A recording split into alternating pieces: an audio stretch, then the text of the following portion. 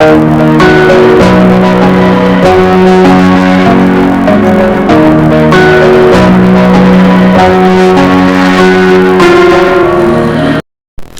pain of childhood trauma can sting for decades after the original incidents. The good news is that the resulting effect of your trauma can be worked through, even if your brain has wired itself a little differently as a result of the pain. It is not insurmountable. You can learn to overcome childhood trauma and walk through it successfully and move through it to experience abundant self-esteem, a loving intimate relationship, and a deep sense of meaning in your life. Your traumatic experience does not have to define you.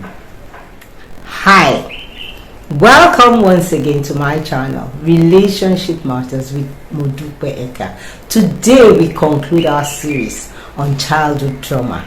We're going to be looking at simple but very profound ways to walk through childhood trauma so that you can enjoy a deep sense of meaning in your life.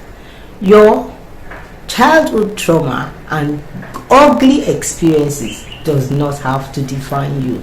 You can overcome, and you will overcome. Step number 1. Allow yourself to get close to people.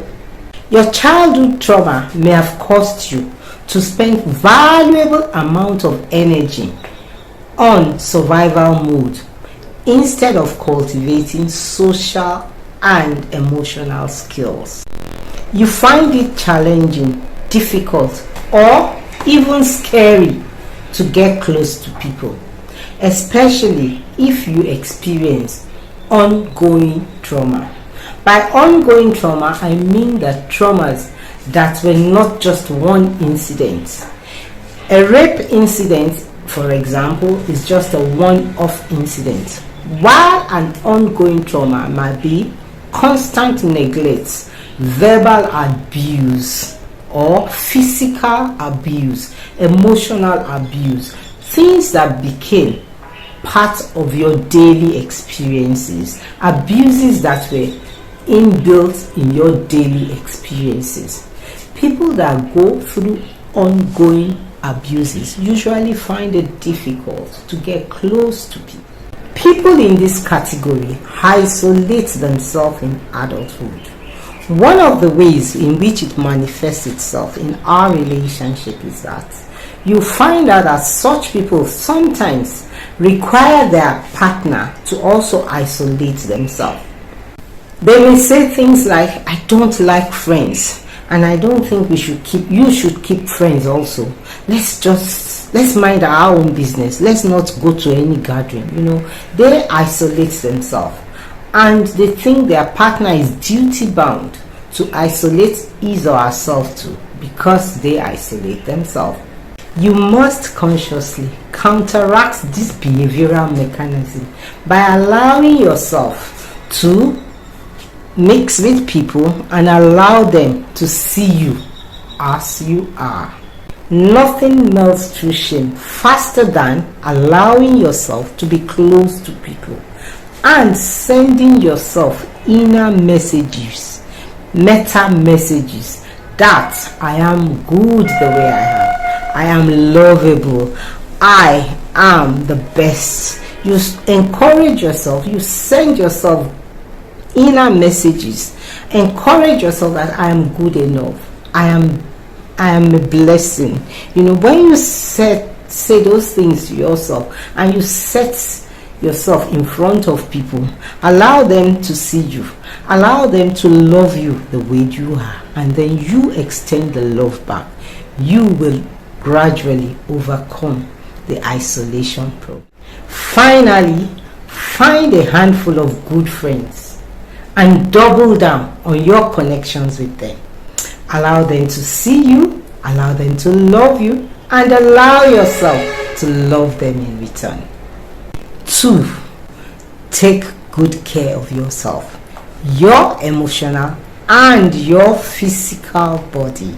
It is common for sufferers of childhood emotional trauma to neglect themselves, either because they feel undeserving of love and care. They use it as a way to maintain low energy and continue the downward spiral isolation and self-rejection. Regardless of what your mind thinks, you must treat yourself as you would treat a beloved friend. Anxiety and depression are often a result of chronically unfelt feelings. Feel your feelings, let out.